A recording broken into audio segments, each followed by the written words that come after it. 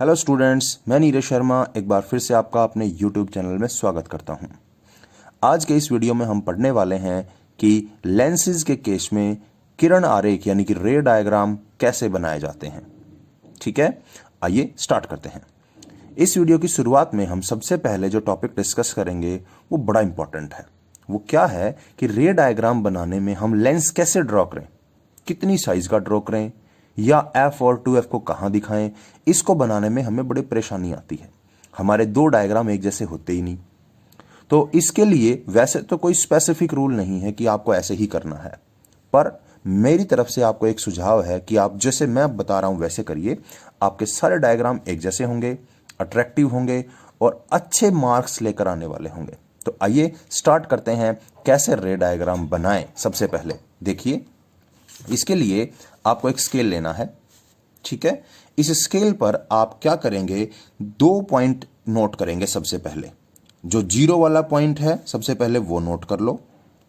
ठीक है, फिर आप 10 सेंटीमीटर पर जो निशान है वो नोट कर लो। फिर एक निशान बीच में नोट करो 5 सेंटीमीटर पे। क्या बताया मैंने, एक इनिशियल पॉइंट है 0 पे, वो नोट कर लिया। एक आपका 10 सेंटीमीटर पे पॉइंट था वो नोट कर लिया, और एक बीच में कहा है 5 सेंटीमीटर पे जो पॉइंट है वो नोट कर लो।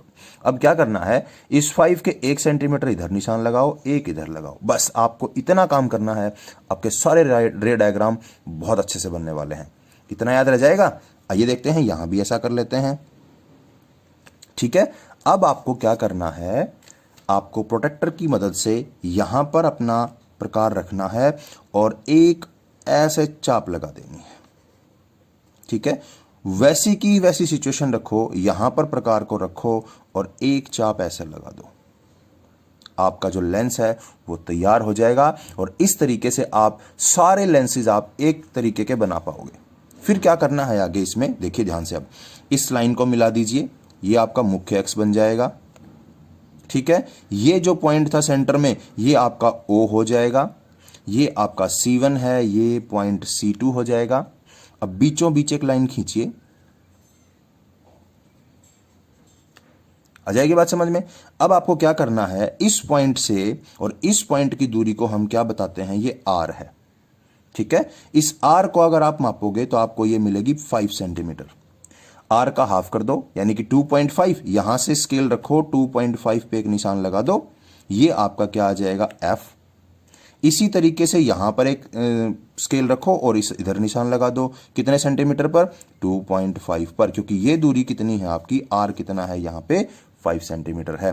तो ये क्या आ जाएगा, फोकस। अब फोकस 2 हैं तो इनको अलग अलग दिखा दो, ये F1 दिखा दो, ये F2 दिखा दो। इस C1 को हम क्या लिख देते हैं, 2F1, और इसको क्या लिख देंगे, 2F2। इतनी सारी चीजें आपको सभी रे डायग्राम्स में बनानी है। तो आप एक बार अभी अपना प्रकार पेंसिल लेके और इस डायग्राम को ड्रॉ करके देखिए, ताकि आपको आने वाले सारे रे डायग्राम्स बनाने में कोई परेशानी ना आए। इसका फायदा क्या होगा, आपके सारे डायग्राम एक जैसे बनेंगे। ठीक है, मैंने पहले भी कहा था ये हार्ड एंड फास्ट टूल नहीं कि ऐसा ही करना है। आप अपनी मर्जी से, अगर आपको कोई और अच्छा तरीका आता है आप वो भी अपना सकते हैं। आइए, इन रे डायग्राम्स को बनाने से पहले कुछ रूल्स, कुछ नियम, जैसे हमने दर्पण के केस में पढ़ा था वैसे ही लेंसेज के केस में भी कुछ रूल्स हैं। आइए एक एक करके उन रूल्स को पढ़ते हैं। सबसे पहला रूल, कोई भी प्रकाश की किरण जो मुख्य अक्ष के समानांतर आएगी, ये आपका क्या है, मुख्य अक्ष, इसके समानांतर आएगी, दर्पण में जैसे ही आएगी अपवर्तन होगा, और अपवर्तन होने के बाद वो टेढ़ी होगी और किस में से जाएगी, मुख्य फोकस में से जाएगी। समझ में आ गई बात। रूल नंबर 1 क्या है, देखिए डायग्राम में कोई प्रकाश की किरण आ रही है, समानांतर आ रही है मुख्य अक्ष के, तो दर्पण में आई, टेढ़ी होगी और मुख्य फोकस में से निकल गई। अब यहां पर एक बात और ध्यान देने की है, वो क्या कि हम इस लाइन को कहां से बैंड करना शुरू करें। जैसे आपका लेंस तो ये है, इस लेंस में एंट्री तो यहीं होगी, इसके बाद कहां से बैंड करें। वास्तव में तो क्या होता है, लाइट 2 बार बैंड होती है, एक बार यहां बैंड होगी और जब यहां से निकलेगी फिर बैंड होगी, यानी कि बैंडिंग कितने बार हुई है, 2 बार। तो हम क्या करते हैं, 2 बार बैंडिंग नहीं दिखाते, इसकी एवरेज ले लेते हैं। उस एवरेज को दिखाने के लिए हम क्या करते हैं, लेंस के बीचों बीच एक लाइन खींचते हैं ऐसे, यहां तक सीधा लेके आते हैं लाइन को, फिर बैंड करते हैं। समझ में आ गई बात? आप लेंस में यहां तक सीधा लेके आना और फिर बैंड करना, आपके सारे रे डायग्राम एक जैसे बन जाएंगे। आ जाएगी बात समझ में ये कि आपको कैसे कहां से बैंडिंग शुरू करनी है। तो रूल फर्स्ट को दोबारा पढ़ते हैं। क्या है? कोई भी रे पैरेलल आएगी यानी समानांतर आएगी मुख्य अक्ष के, तो वो लेंस के अंदर इंटर करेगी। हाफ पॉइंट से थोड़ा सा बैंडिंग दिखाओगे। मैंने फिर कहा है बैंडिंग तो शुरू यहीं से हो चुकी थी, पर हम इसको एवरेज लेकर यहां से बैंडिंग दिखाएंगे तो वो यहां तक आ जाएगी। सेकंड रूल, अगर कोई रे ऑफ लाइट सेंटर में से जाए, प्रकाशीय केंद्र में से जाए, प्रकाशीय केंद्र में से जाएगी तो बिल्कुल सीधी निकलेगी, इसमें कोई विचलन नहीं होगा, कोई अपवर्तन नहीं होगा, यह बगैर टेढ़ी हुई निकल जाएगी। ये हमारा था रूल 2। क्या रूल था?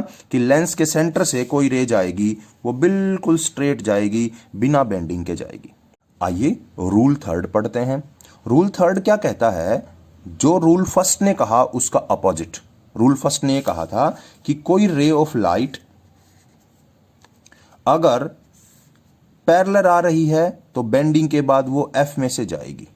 अब रूल थर्ड ये कहता है अगर कोई लाइट एफ में से आ रही है तो बेंडिंग के बाद सीधी हो जाएगी यानी पैरेलल हो जाएगी। पैरेलल आ रही है एफ में से जाएगी, एफ में से आ रही है पैरेलल हो जाएगी। ये आपका थर्ड रूल है।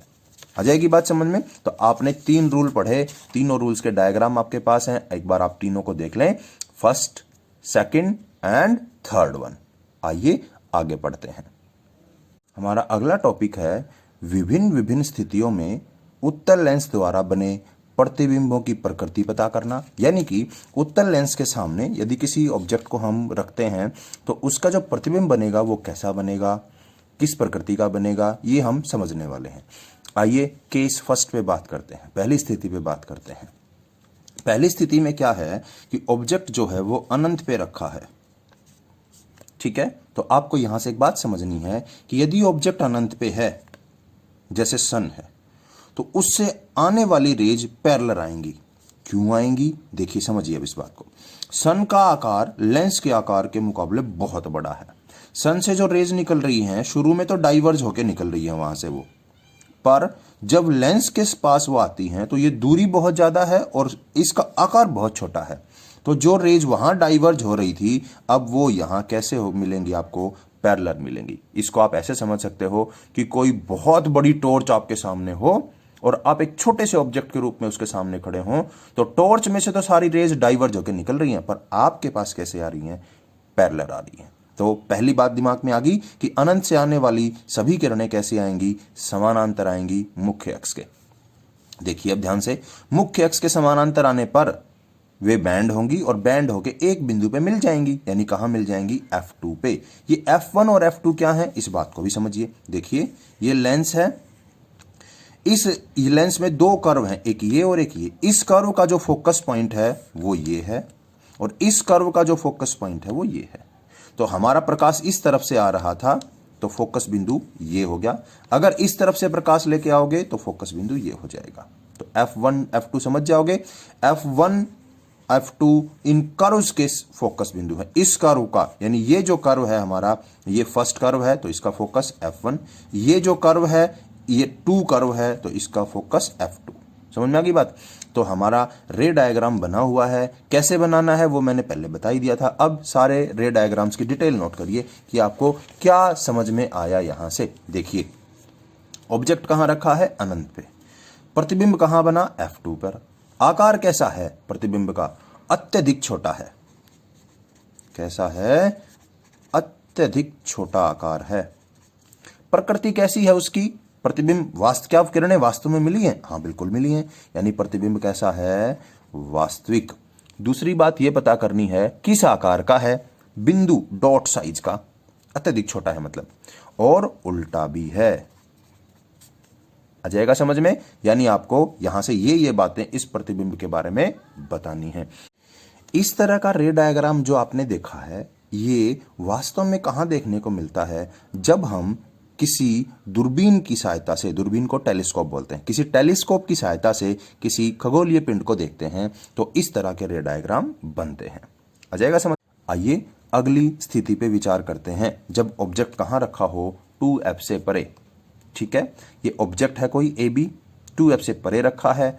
ऐसी स्थिति में इसके टॉप पॉइंट से हम 2 रेज निकालते हैं। हमने 3 रूल पढ़े थे, उनमें से कोई भी 2 रूल अगर सेटिस्फाई हो जाते हैं तो हमारा डायग्राम बन जाएगा और सही बनेगा। देखिए इसके टॉप से 2 रेज निकल रही हैं, लेंस के बीचों बीच तक जा रही हैं, वहां से क्या हो रही है, बैंड हो रही है, और कहां मिल रही हैं, उस पॉइंट को देखिए F2 और 2F2 के बीच में मिल रही हैं। अब यहां से एक बात देखिए कि ऑब्जेक्ट जो है और इमेज जो है उनकी साइज में कोई डिफरेंस है? बिल्कुल है। इमेज की साइज ऑब्जेक्ट की साइज से छोटी है, उल्टी है, कहां बनी है, F और 2F के बीच में। तो आइए टेबल में यही सारी बातें नोट करते हैं। देखिए अब की बार बिंब कहां रखा था, यानी ऑब्जेक्ट कहां रखा था, 2F से परे। प्रतिबिंब कहां बना, F2 तथा 2F2 के बीच में। देखते जाइए यहां से। तीसरी बात है आकार में कैसा है, आकार में छोटा है। प्रकृति कैसी है, यानी नेचर कैसी है, रियल है, वास्तविक प्रतिबिंब है। और कैसा बना है, उल्टा बना है, यानी कि इनवर्टेड है। आ जाएगा समझ में। इस तरह के जो प्रतिबिंब होते हैं वो कहां बनते हैं, इस तरह के प्रतिबिंब जब कैमरामैन होता है वो फोटो खींचता है। जैसे मान लीजिए कैमरामैन के पास कोई कैमरा है, उसकी फोकल लेंथ 5 सेंटीमीटर है, ये 5 सेंटीमीटर मान लीजिए, ठीक है। ये जो दूरी है इसको कितना मान लें, 5 सेंटीमीटर। कैमरामैन जब फोटो खींचता है तो अलग अलग व्यक्ति अलग अलग दूरी पर होते हैं, यानी कि उस कैमरा के 2F से परे होते हैं, ठीक है। तो जो इमेजेस बनती हैं वो छोटी बनती हैं, उल्टी बनती हैं, और कहां बनती हैं, F और 2F के बीच में। यानी इस तरह की परिस्थिति कैमरामैन के साथ आती है जब वो फोटो खींच रहा होता है। आइए तीसरी स्थिति पे विचार करते हैं।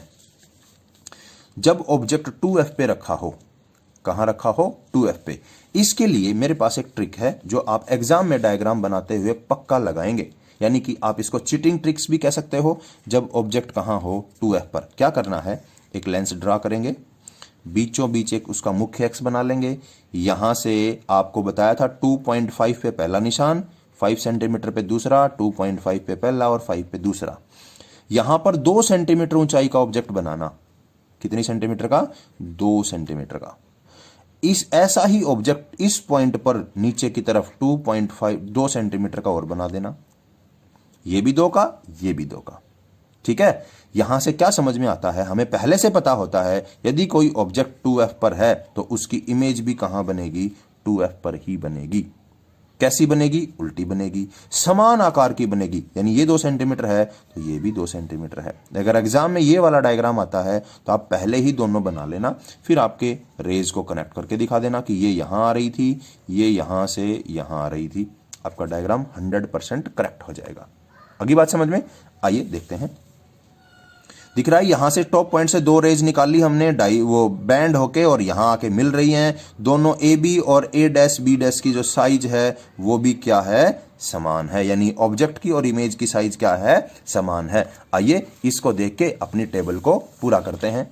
देखिए अब की बार क्या लिखना है कि ऑब्जेक्ट कहां रखा था, 2F पर, ठीक है। ऑब्जेक्ट 2F पर था तो अब की बार इमेज कहां बनी, 2F पर ही। कैसी बनी, समान आकार की। समझ में आ रही है बात। और कैसी है, रियल है, और कैसी है, इन्वर्टेड है। सारी बातें समझ में आ जाएंगी, ठीक है। आइए अगले केस में पढ़ते हैं कि अगर ऑब्जेक्ट F और 2F के बीच में हो तो इमेज कहां बनेगी। यह है हमारा केस नंबर 4। यानी जब ऑब्जेक्ट जो है वो कहां रखा है, 2F और F के बीच में, ठीक है। ऐसी स्थिति में क्या होता है, जब जो रेज है टॉप से चलेंगी ऑब्जेक्ट के, 2 रेज हम लेते आ रहे हैं और आप देख रहे हो कि जो इमेज बनी है वो 2F से परे बनी है, थोड़ी बड़ी भी बनी है, उल्टी है, जैसे औरों में बनती आ रही थी। समझ में आ रहा है। ऑब्जेक्ट यहां रखा है, इमेज यहां बनी है, बड़ी बनी है, उल्टी बनी है। तो आइए डायग्राम को देख के अपनी टेबल को पूरा करते हैं। टेबल में क्या है, ऑब्जेक्ट अब की बार कहां रखा था, 2F व F के बीच में, ठीक है। इमेज कहां बनी है, 2F2 से परे। आगे बात दिमाग में, कैसी बनी है, बड़ी। बड़ी मतलब आवर्धित, मैग्नीफाइड भी आप इसको इंग्लिश में कह सकते हो। कैसी बनी है? रियल बनी है। कैसी बनी है? इन्वर्टेड बनी है। आ जानी चाहिए बात समझ में, ठीक है। आइए अगली स्थिति पे विचार करते हैं। ऐसा जब ऑब्जेक्ट आपका एफ पर रखा हो यानी फोकस पे रखा हो तब इमेज कहां बनेगी? तो देखिए यहां से दो रेज निकल रही हैं, ठीक है। दोनों रेज बैंड हो रही है और फिर एक फोकस में से और एक ऑप्टिकल सेंटर में से जा रही है। दोनों की दोनों जो रेज हैं वो यहां से आप देख रहे हो कि पैरेलल जा रही है, यानी कि ये रेज कहां मिलेंगी? अनंत पे जाके मिलेंगी, ठीक है। तो आइए कैसा आपका प्रतिबिंब बनेगा उसको टेबल में नोट करते हैं। आपका ऑब्जेक्ट कहां रखा है? एफ पर रखा है, F1 पर कह सकते हो आप इसको। इमेज कहां बनने वाली है? अनंत पे बनने वाली है, क्योंकि रेज कैसी आ रही थी? पैरेलल जा रही थी। कैसा बनेगा? बहुत बड़ा बनेगा, ठीक है। यानी कि इसको हम यूं कह सकते हैं आवर्धित, मैग्निफाइड बनेगा, बहुत बड़ा बनने वाला है। कैसा बनेगा? रियल बनेगा। और कैसा बनेगा? इन्वर्टेड बनेगा, ठीक है। अगला और आखिरी केस देखते हैं जब आपका ऑब्जेक्ट कहां हो? एफ और ओ के बीच में हो, ठीक है। आइए देखते हैं। ऐसी स्थिति में जो इमेज बनती है वो देखिए ध्यान से। जो दो रेज आपको दिखाई दे रही थी ये दोनों बैंड होने के बाद डाइवर्ज होगी, यानी अब ये मिलने वाली नहीं है। पैरेलल रेज तो कहां है? अनंत पे जाके मिल जाती हैं, पर ये जो रेज हैं ये डाइवर्ज होगी, ये कहीं नहीं मिलने वाली। तो हम क्या करते हैं? इनको पीछे की तरफ बढ़ाते हैं, ठीक है। और ये पीछे की तरफ मिल रही हैं किसी एक पॉइंट पे, यानी कि हमारी आई जो है, जो यहां से हम ऑब्जर्व कर रहे हैं, वो हमें ऐसा दिखता है कि जो रेज हैं वो यहां से आ रही हैं, ना कि यहां से, ठीक है। जब हम इसको देख रहे हैं तो हमें लगता है कि ये रेज जो हैं वो यहां से आ रही हैं, यानी कि हमें इस बार इमेज जो है वो काफी बड़ी दिखने वाली है, उल्टी नहीं सीधी दिखने वाली है। और लेंस के दूसरी ओर जिस ओर से रेज आ रही थी उसी ओर बनती हुई दिखाई देगी। तो क्या नोट करूं अब की बार टेबल में मैं कि यदि आपका ऑब्जेक्ट कहां रखा है? एफ व पी के एफ और ओ के बीच में, F1 और O के बीच में, तो इमेज कहां बनेगी? प्रतिबिंब कहां बनेगा? आपका जिस ओर बिंब है उसी ओर, यानी कि लेंस की ओर ही बनेगा, ठीक है। रेज जहां से आ रही थी उसी ओर आपका प्रतिबिंब बनेगा। दूसरा आपका कैसा बनने वाला है? बड़ा बनने वाला है, ठीक है। पर अब की बार रियल नहीं होने वाला है वो कैसा होगा? आभासी, यानी कि वर्चुअल होगा। उल्टा होगा या सीधा होगा? वो सीधा बनने वाला है। आगे बात समझ में? यानी कि ये हमारे 6 केस हमने पढ़ लिए। अब आपको क्या करना है? हम अवतल लेंस के केस में जो डायग्राम है वो पढ़ेंगे। आइए अवतल लेंस के मामले में रे डायग्राम्स के क्या रूल हैं और कैसे रे डायग्राम बनते हैं, आइए बात करते हैं। सबसे पहली बात कि अवतल लेंस को बनाएंगे कैसे, तो वही काम करना है जैसे उत्तल लेंस के मामले में किया था। कैसे? एक पॉइंट ले लेना 0 पे, दूसरा पॉइंट ले लेना 5 सेंटीमीटर पे, तीसरा पॉइंट ले लेना 10 सेंटीमीटर पे। 2 पॉइंट एक इधर लगाना है, एक इधर लगाना है। याद आ गया? यहां पे प्रकार रखना, इस जितना खोलना और एक ऐसे चाप लगा देना। यहां पे प्रकार रखना, इस जितना खोलना इतनी चाप लगा देना, इन दोनों को मिला देना, यानी आपका कौन सा लेंस तैयार हो जाएगा? अवतल लेंस। इन सारी लाइनों को मिला देना, इसको बीचों बीच ऐसे खींच देना एक लाइन, सब समझ में आ जाएगा। यानी इस तरह से आप अवतल लेंस बना सकते हो और आपके सारे अवतल लेंस एक जैसे बनेंगे इस तरह से, और सभी रे डायग्राम अच्छे से बनेंगे। अब यहां से क्या करना है? 0.25 सेंटीमीटर पे एक डॉट लगाओगे, वो आप F1 हो जाएगा। यहां लगाओगे, ये तो पहले से लगा हुआ है, ये C1 है, और ये कितना हो जाएगा? 2F1। इसी तरह से F2 और 2F2 आपने दिखा देने हैं। वैसे इनकी जरूरत नहीं पड़ने वाली है, फिर भी आप दिखा सकते हो, ठीक है। आइए स्टार्ट करते हैं रूल्स। फर्स्ट रूल, अगर कोई रे यहां आएगी यानी मुख्य अक्ष के पैरेलल आएगी तो वो आफ्टर अपवर्तन बैंड होके निकल जाएगी, ठीक है। यानी कि वो डाइवर्ज हो जाएगी यहां से। फिर क्या करना है आपको? डाइवर्ज होने के बाद आप उसको पीछे की तरफ बढ़ाओगे तो आपको कहां से आती हुई दिखाई देगी? वो मुख्य फोकस से। तो रूल फर्स्ट समझ में आ गया। आइए रूल सेकंड की बात करते हैं। रूल सेकंड जैसे कि आपने पढ़ा था कॉन्वेक्स लेंस के मामले में, वही सेम है। क्या?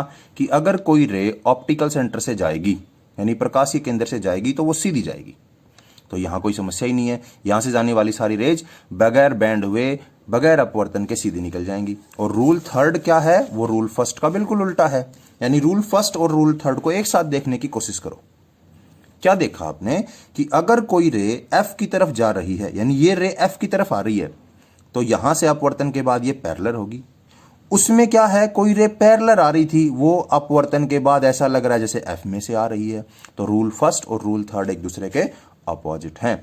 इनमें से किन्हीं दो रूल को लगा के हम अवतल लेंस में बनने वाले किसी भी रे डायग्राम को बना सकते हैं। आइए ट्राई करते हैं। देखिए पहली सिचुएशन, जब ऑब्जेक्ट कहां रखा हो, इन्फिनिटी पे रखा हो, यानी अनंत पे रखा हो, क्या होगा। देखिए ये वाला डायग्राम आपकी हेल्प करेगा। जब ऑब्जेक्ट इन्फिनिटी पे रखा है तो आपको पता है कि यहां तक रेज आएंगी, बैंड होके डाइवर्ज हो जाएंगी, और जब उनको पीछे की तरफ बढ़ाएंगे वो एफ से निकलती हुई दिखाई देंगी। इसी तरह से मान लीजिए हम दूसरी कोई रे लेके आते हैं, ठीक है, ये बैंड होके इधर निकल जाएगी और पीछे की तरफ बढ़ाओगे तो ये क्या हो जाएगी, यहां से आती हुई दिखाई देगी। यानी कि इमेज कहां बनी, एफ पर। अगर ऑब्जेक्ट कहां रखा है, इन्फिनिटी पे, तो इमेज कहां बनी है, एफ पर। साइज कैसी है उसकी, बहुत छोटी है, डिमनेस्ट। इंग्लिश में क्या कहोगे इसको, डिमनेस्ट साइज कहोगे। क्या रियल है ये, नहीं, वर्चुअल है, क्योंकि वास्तव में तो मिली नहीं ना किरणें, हमने पीछे बढ़ाया तब मिली हैं। वर्चुअल है। क्या इरेक्ट है, बिल्कुल इरेक्ट है। आगे बात समझ में। तो आपको यहां से तीन बातें देखने को याद, एक शॉर्ट ट्रिक के रूप में आप इसको याद रख सकते हो। ईवीएस, एनवायरमेंटल साइंस होता है ना, ईवीएस, ईवीएस याद रख लीजिए। ईवीएस का मतलब क्या है कि जो इमेज बनी है वो इरेक्ट है। इरेक्ट मतलब सीधी। वी का मतलब विर्चुअल, और एस का मतलब स्मॉल बनी है। ईवीएस कैसा, इरेक्ट, विर्चुअल और स्मॉल। इरेक्ट सीधी, विर्चुअल आभासी यानी कि काल्पनिक, और स्मॉल मतलब छोटी बनी है। यह ट्रिक उत्तल अवतल लेंस में बनने वाले सभी रे डायग्राम पे लागू है, यानी सारे के सारे ऐसे बनने वाले हैं, ईवीएस टाइप। एक और ऑप्शन देखिए, यदि ऑब्जेक्ट कहां रखा हो, 2f से परे रखा हो और इन्फिनिटी के बीच में हो, तो कैसे आपका रे डायग्राम बनेगा। देखिए ध्यान से, अगर ऑब्जेक्ट 2f से परे रखा है, ठीक है, तो दो रेज आपको दिखाई दे रही हैं आती हुई। किसी डायग्राम को बनाने के लिए कम से कम दो रेज चाहिए। तो क्या हो रहा है, ये रे डाइवर्ज होकर निकल गई इधर से, और ये सीधी निकल गई क्योंकि ऑप्टिकल सेंटर से गई है। अब आपका इमेज यहां बना है, तो कंपैरिजन कर सकते हो कि इमेज ऑब्जेक्ट की साइज में बहुत छोटी है, ईवीएस है। ईवीएस मतलब इरेक्ट है, विर्चुअल है और स्मॉल है। उसी तरफ बनी है जिस तरफ से रेज आ रही हैं। कॉन्केव लेंस में बनने वाली जो इमेजेस हैं वो उसी तरफ बनती हैं जिस तरफ से क्या है, लाइट आ रही है। यानी कि इसका फोकस जो है वो उसी तरफ है, जबकि आपने कॉन्वेक्स यानी कि उत्तल लेंस के मामले में पढ़ा था कि फोकस दूसरी तरफ है, जिस तरफ रेज आ रही है उससे दूसरी तरफ फोकस है, इसमें फोकस इस तरफ है। तो आप एक ये डिफरेंस कॉन्केव और कॉन्वेक्स लेंस में और जोड़ लेना जो शुरू में पढ़े थे उनके अलावा, कि इसका फोकस इस तरफ होता है और उसका फोकस यानी कॉन्वेक्स का फोकस दूसरी तरफ होता है। अजय की बात इस वीडियो में इतना ही।